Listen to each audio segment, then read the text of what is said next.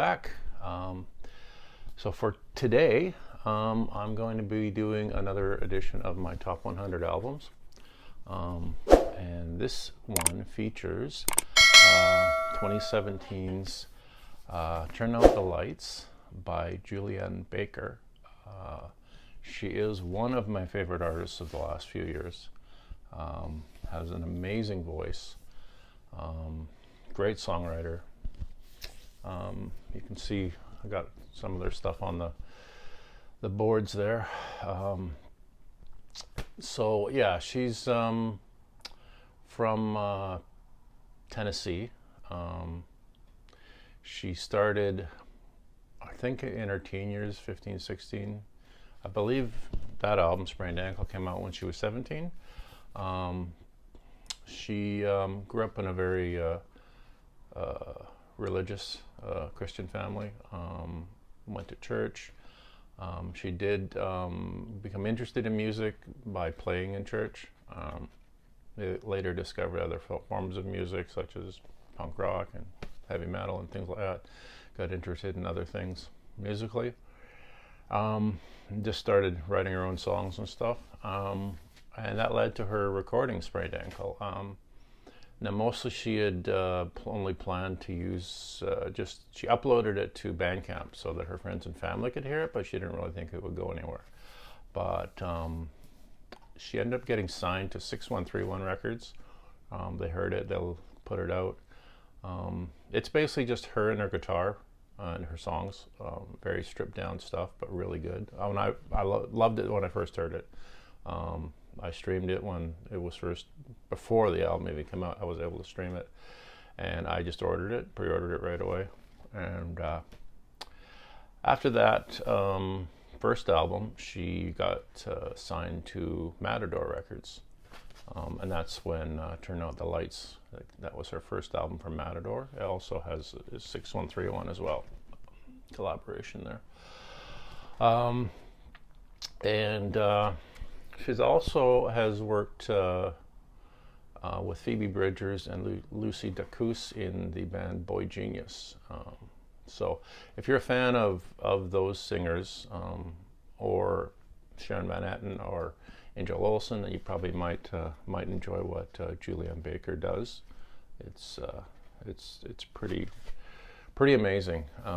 Her songs and performance. So on Turn Out the Lights, there's a little more instrumentation. There's about 3 other people who perform. There's a violinist and I think a bass player and maybe keyboards. I'm not sure. There's some different instruments on it that were added. She produced this one as well. She produced her first one and this as well. And it's an amazing record. Starts off with the song Over, which is an instrumental.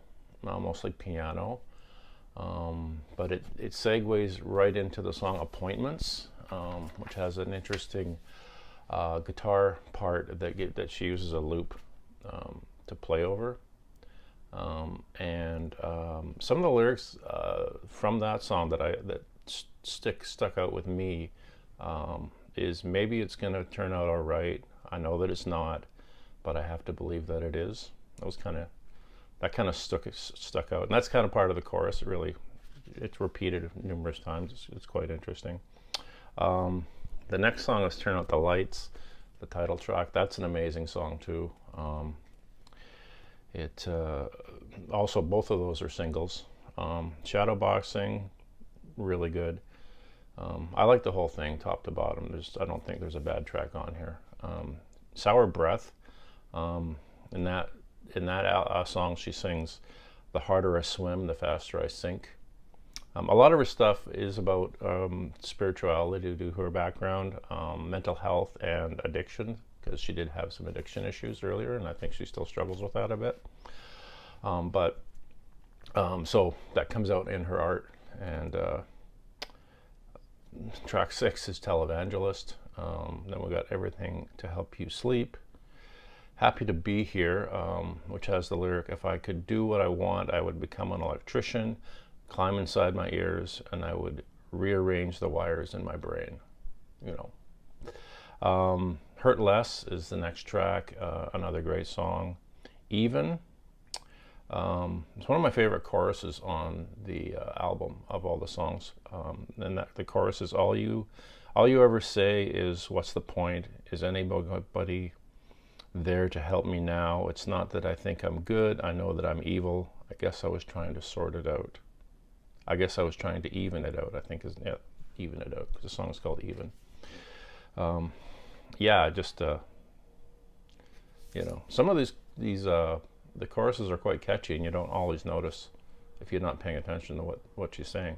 It ends with "Claws in Your Back," and that's another phenomenal song, top to bottom. I've listened to this album more than any of her other stuff, more than a lot of artists.